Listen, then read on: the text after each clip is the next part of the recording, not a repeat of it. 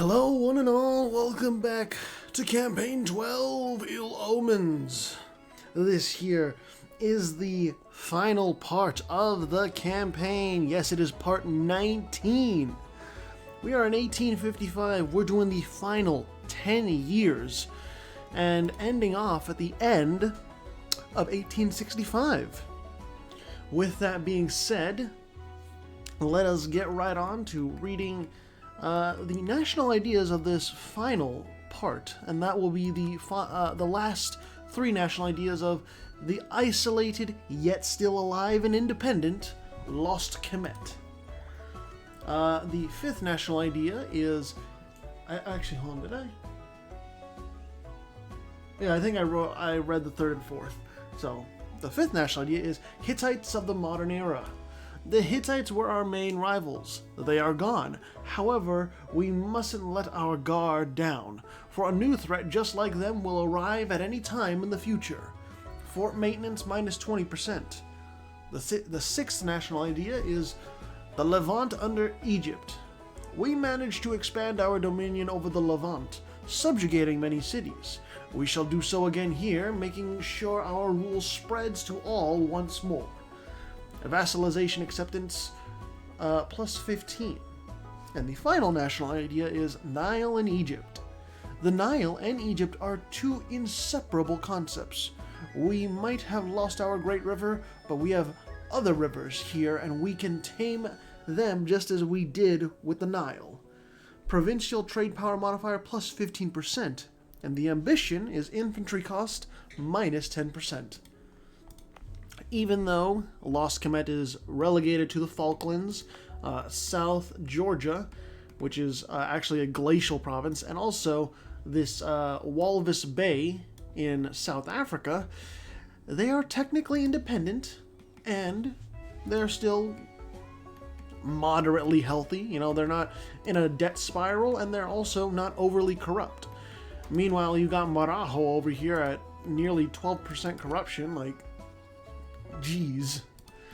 Anyways, the final 10 years, let's get it started.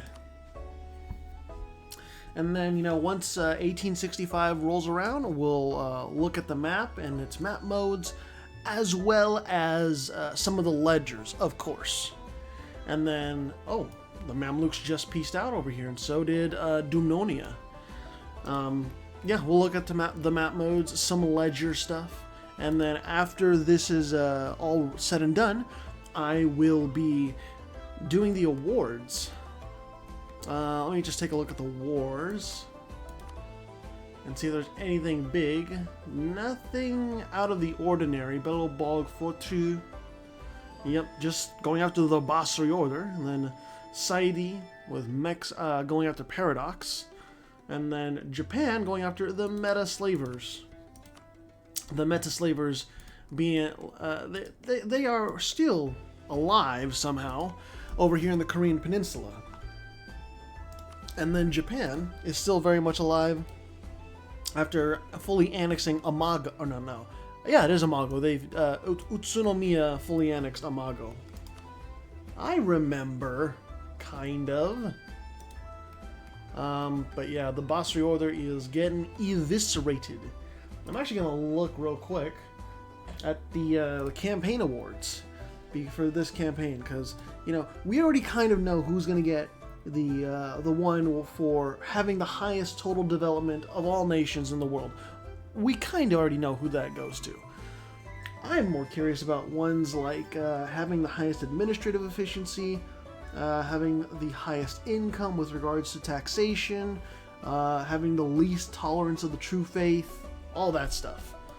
So I'll be calculating all of that stuff and looking around after this is done. Okay, there you go. Release them from their suffering. And maybe it's Belobog being merciful. They did not take the capital of the Basri Order. I have to imagine that Belobog would take that normally, but they got some rebels to take care of. What's it called? Dumnonia still no allies. Delta squadrons only allied with Catalonia and the Mamluks. They just passed another reform. Core creation cost minus 10% and autonomy change cooldown for the subjects, I believe, of the Delta squadrons.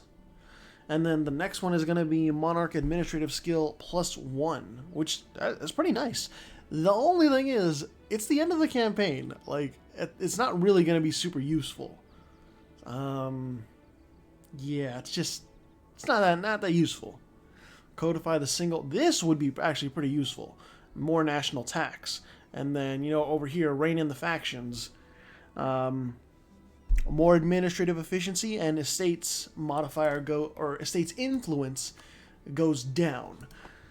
However, the AI with Zorm AI is usually pretty good about keeping all of their estates in check. I mean, hell, we can just look at the... we'll take a look at Catalonia, and if you ever look at their estates, you know, high loyalty and moderate amount of influence. They're usually not spiraling out of control. Usually. So when the ruler of Catalonia dies, oh. What? Oh, I guess that personal union, that possibility of personal union is now avoided because there is war. Indeed, Belobog is wanting to cull more of Catalonia. Sorry, Catalonia. There's not really much to do. It's you know, it's time to pay tribute in the form of a pound of flesh. That's just how things go now. Interestingly enough, though, Belobog is split between two sides because the Delta squadrons, they did join in. And the strongest team on Earth joined in. So, oh, the Basri Order. Ah, okay, so Myung Vox is going after the Basri Order over here. And, what? Wait, why are the... Oh, the Delta squadrons were already at war with Myung Vox. I see. So, now, man, this is a huge war. So... the Delta squadrons were busy in Southeast Asia, and now they're being fully invaded from the west. And Belobog is fighting in two directions. Now, Fortru is going to be able to take a load off, obviously, because Catalonia will be focused on over here. I am very curious if Dumnonia is feeling ballsy enough to, like, declare war on Catalonia right now. That would be quite the move, but maybe the calculations just aren't there. Delta Squadrons, where is your capital? It is right over here, very exposed. Belobog is going to be over there really quickly. The Basri Order... Oh man, so yeah. The Basri Order, it really is suffering. They don't have any manpower, and they are behind militarily. They are 2 military techs behind, which is pretty brutal. Delta Squadrons and the Basri Order are absolutely savaging Myung Vox, though. So, yeah, any hope for Myung Vox to, like, maybe have a good time, maybe withstand the blows, it's not happening. It's just not happening. And still no Liberty Desire. I shouldn't be surprised, though. Kind of interesting that Fortru isn't actually, like, trying to go directly for Catalonia's capital, but is instead like, okay, we'll go for the Italian peninsula first. We'll go for Rome first, and then we'll go for your capital. I mean, I get this stuff is important in the peninsula, but wouldn't the capital be more important? You would be cutting off a choke point for reinforcements, but I'm not the AI. I don't know what they want exactly.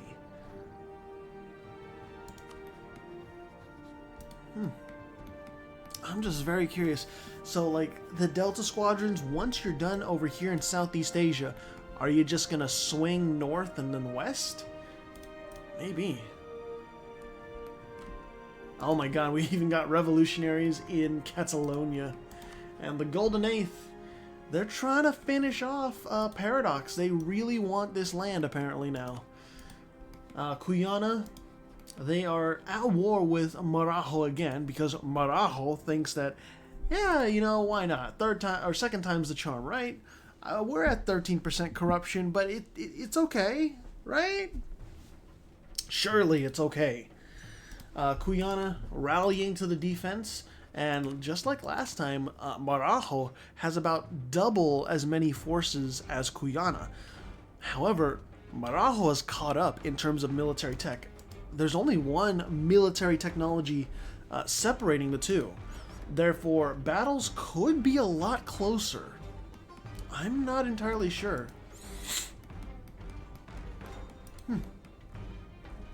Ah, there, okay.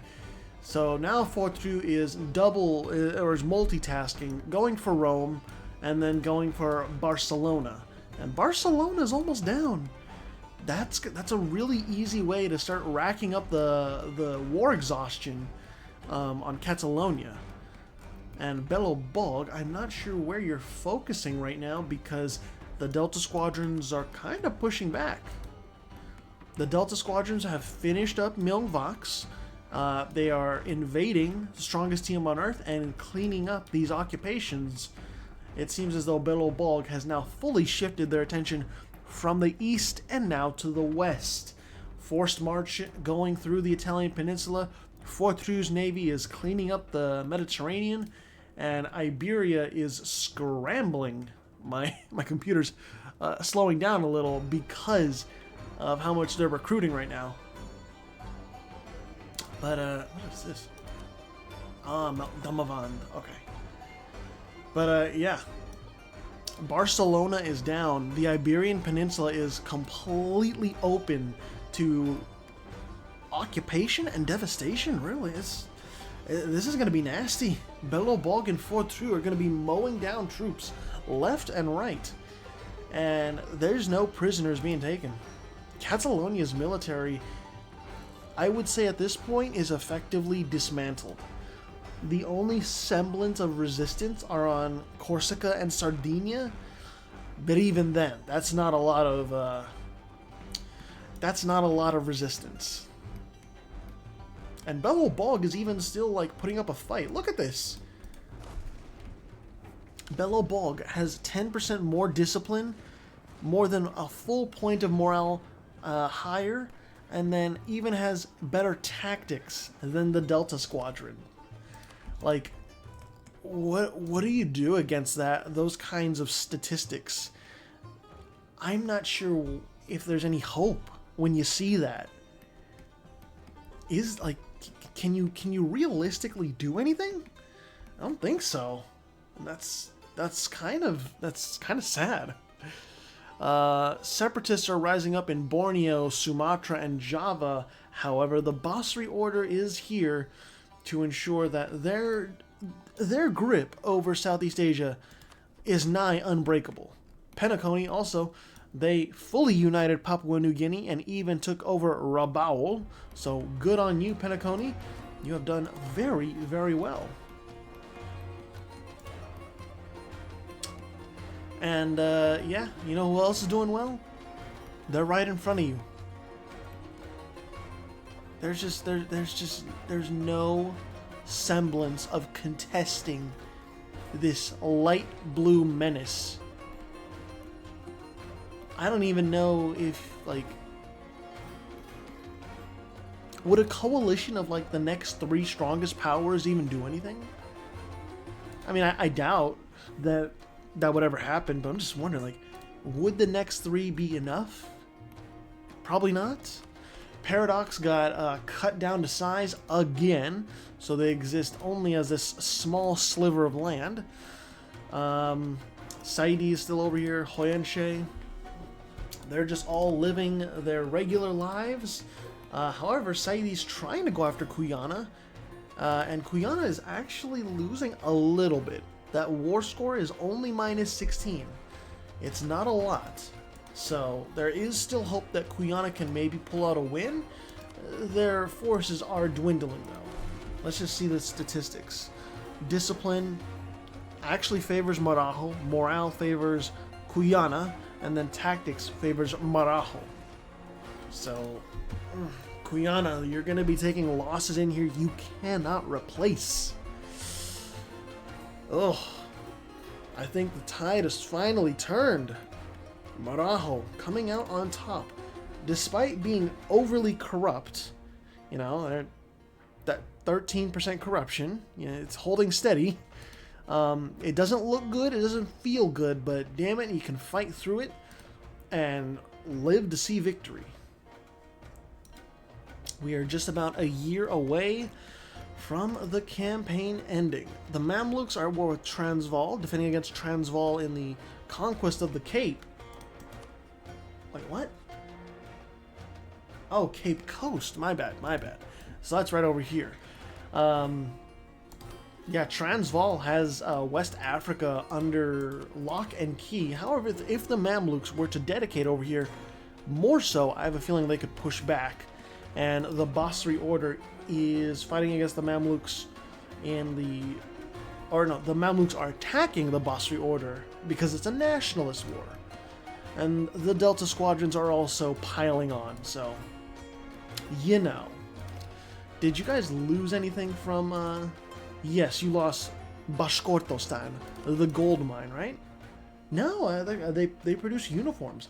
Really, really good uniforms. That's a nice price. And, yeah, most of the Italian peninsula is now in the hands of Belobolg. And Fortru gained some land north of the Pyrenees. And now it's Dumnonia's turn. Yep. Oh, man. And the thing is, Dumnonia is recruiting as much as they can in North Africa, but I think they know it is over. It is well and truly over. There's no fleet. There's no army. Everything in Dumnonia is forfeit at this point. Oh, man. How... Really? This song? This is a fitting song for the victims of Belobolg right now. Also, the Delta Squadrons over here, they heard the cries of the rebels in Borneo, Sumatra, and Java, and so they are coming through to help them out, eliminating the armies of the Basri Order. Oh wow, Transvaal is actually by the Nile. I didn't expect that. That is that's some courageous undertaking. And you might be regretting it because the Mamluks, they're kind of rallying. Oh, rebels, okay. And then the Mamluks are reinforcing. Is it enough? It is not enough. But it is enough to make sure that that Transvaal retreats and doesn't want to really push too hard. So I think we're going to be ending in the middle of a couple wars, because we do end on December 31st of this very next month. I'll slow it down to speed 2. But yeah, we're nearing the end of this campaign, folks. It's been a wild one. It's been a fun one. And I have to say, like, I've enjoyed it. I really have enjoyed the campaign completely. It's been a bit of a longer campaign, I would say, in terms of just like how long it's taken me to record it, simply because I wanted to try out a slightly different schedule where I dedicate more to every other day. So it's like, if Monday there's a video, Tuesday there's not a video, Wednesday there's a video, Thursday there's not a video, and then Friday there's a video.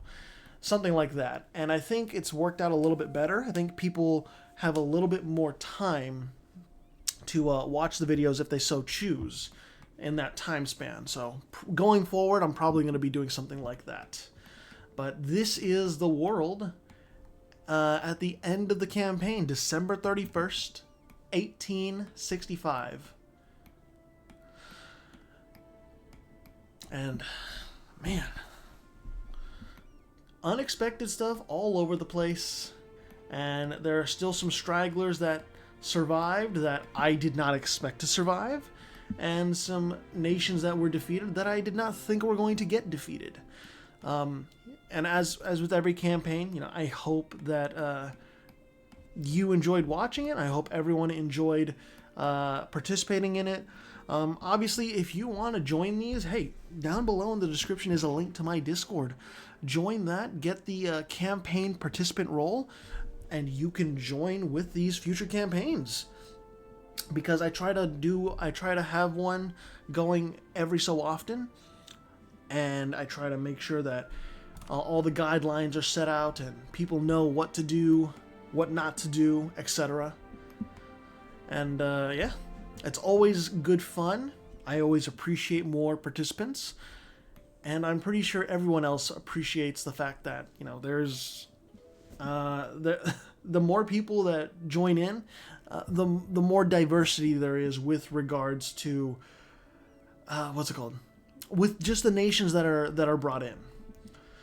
This is the religious map mode, by the way, so I'm going to be going around with the culture map mode next, so that people can, or that everyone can see what exactly was going on. So this campaign, I think, is the tale of the Orthodox, Eastern Orthodoxy spread just all over the place, and there was really no stopping it. In the Americas, Catholic in North America, Inti in South America, and Sunni in the Caribbean. Oh my god. Oh, that snuck up on me. And then in Africa, Transvaal was spreading Catholicism, kind of. And then there was Bori in West Africa, as well as Coptic and Islam on the Horn of Africa.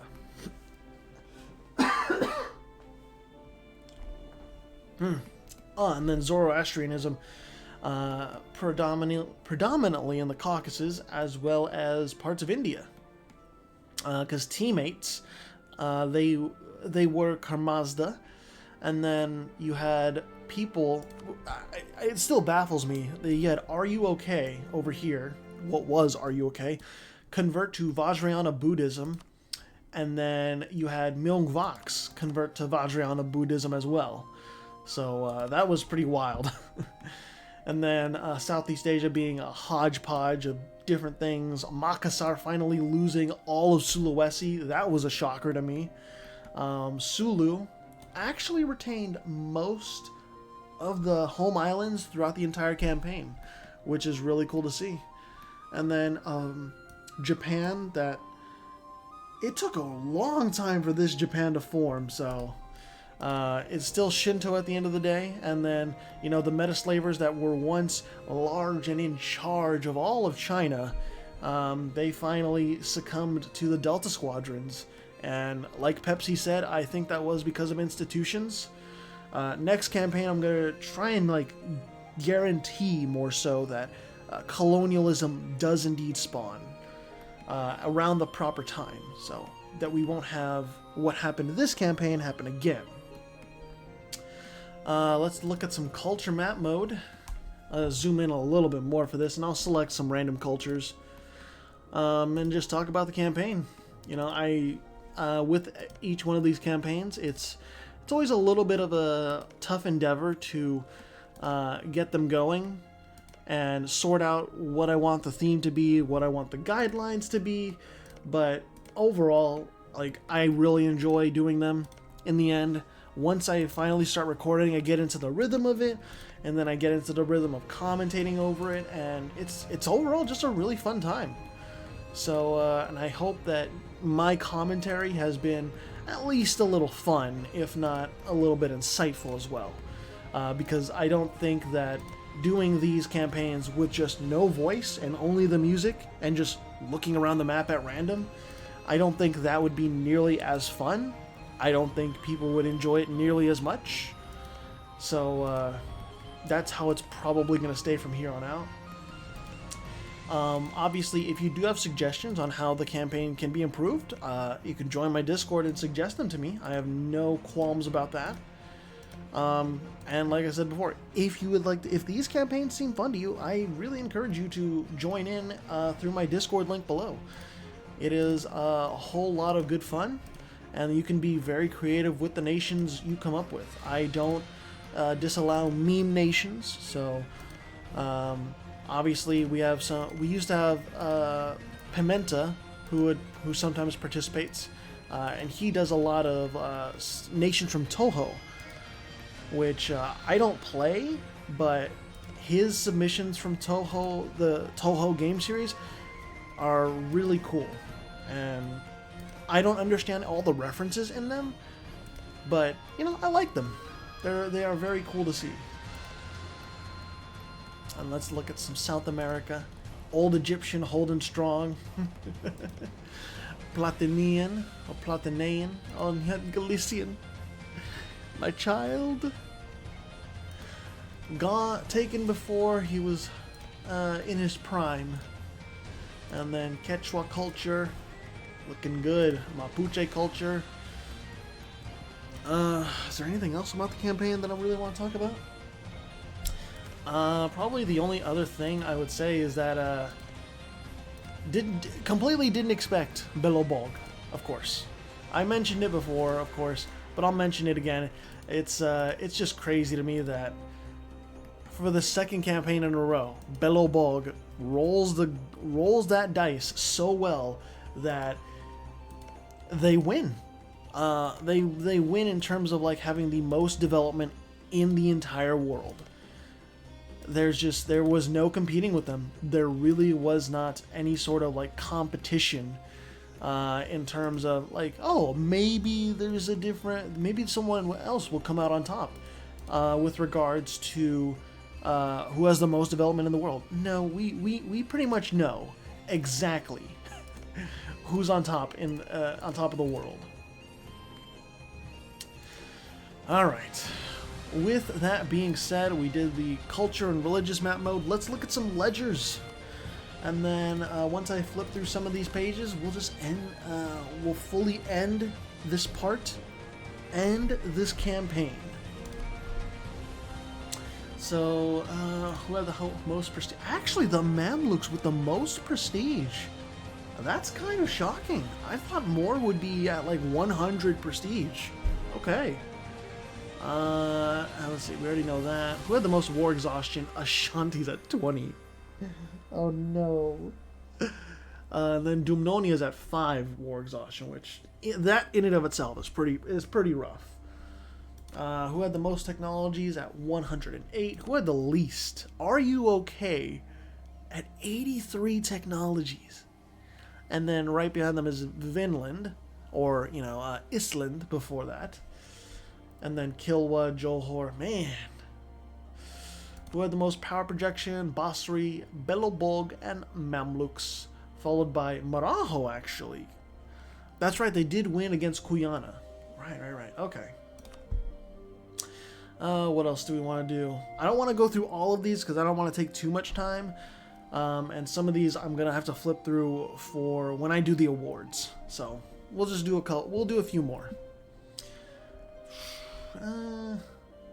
We'll do score through the ages.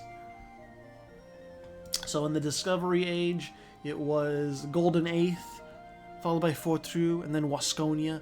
And then in the Age of Reformation, it was the Golden Eighth, Dumnonia, the Metaslavers, and then Absolutism was Dumnonia, Golden Eighth, Belobog, Enlightenment, Dumnonia, Belobog, Golden Eighth, Industrialization, Belobog is at the top, of course, Dumnonia, and then Golden Eighth, and then Revolutions, same 3. You know it. Who had the lowest score but still had a score? So at a score of 1 singular point, Lost Kemet. 1 singular point. There were others that almost got a point, but didn't quite. So that's pretty interesting. and then the S at 3 points, and then Imago at 7. That's interesting. One singular point. Let's see, what else do we got? Ooh, let's actually see the religions. Who had the most? So Catholicism, followed by Orthodoxy, followed by Sunni, Inti, Shinto. However, Sunni Islam had the most nations with it. Also, Defender of the Faith was Golden Eighth. Pretty interesting. Let's see some military statistics, and then I think we'll be good. Let's do some army quality. Who had the highest morale? Of course, it's Belobog, followed by Barry, and then Fortru, who had the highest discipline. Strongest team on Earth, not Belobog. Belobog was tied with the Mamluks, and right behind them is Dumnonia, followed by Milngvax, and then teammates. Interesting. Who had the lowest discipline? Jasha at 101% discipline, and then Paradox, as well as Island, who had... Actually, you know what? Did everyone have... yeah, most everyone had 100% professionalism. Who had the most army tradition? 100% army tradition for Fortru, as well as Belobog, and then 99% for the Mamluks and Kuyana, who had none. Anyone? No? Okay. Everyone at least had a little bit. Are You Okay somehow at 12%, and then the Meta Slayers at 19%, and Shia at 22%. We'll do navies. Who had the biggest fleet? Surprisingly, it's the Golden Eighth. I did not think they would have the biggest fleet. 385, followed by Belobog 377, and then Delta Squadrons 212, and they are struggling for sailors. They really are.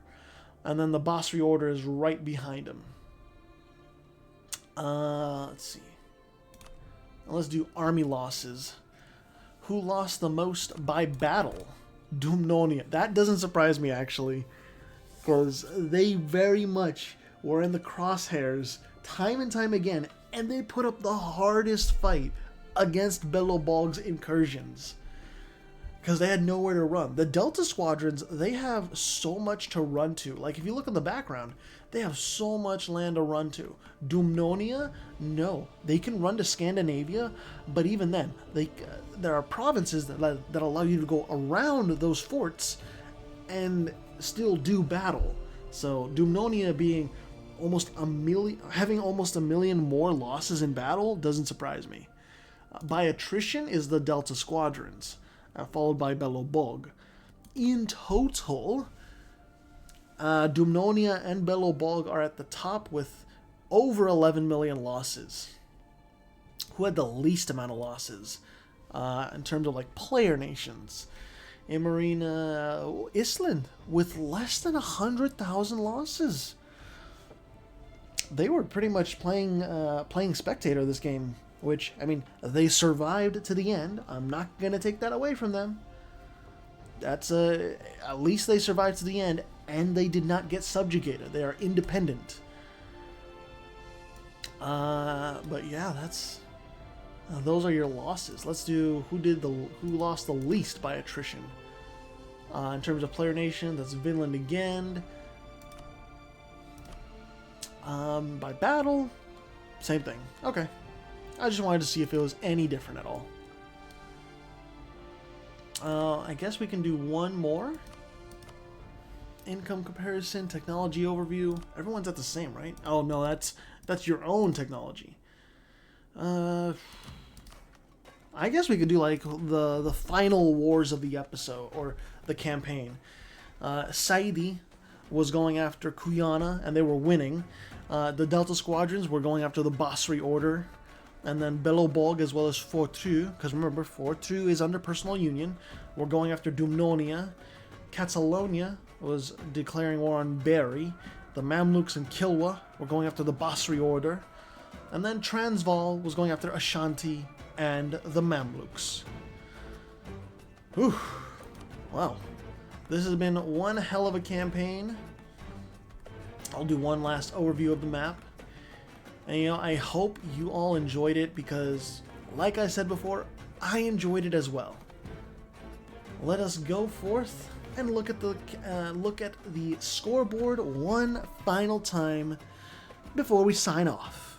In first place is Belobog. In second place is the Golden Eighth. In third place is the Delta Squadrons. In fourth place is Dumnonia. In fifth place is Catalonia. In sixth place is Teammates. In seventh place is Transvaal. In eighth place is Marajo. In ninth place is the Basri Order. In 10th place is the Mamluks. In 11th place is Penacony. And in 12th place is the strongest team on Earth. Your economic hegemon, and is maxed out at that, has been Belobog, and your up-and-coming military hegemon was the Golden Eighth. That'll be all for now. Thank you all so much for watching. I will see you all in the next campaign, and that campaign is Campaign 13, Vanilla Sunday. I'll see you then.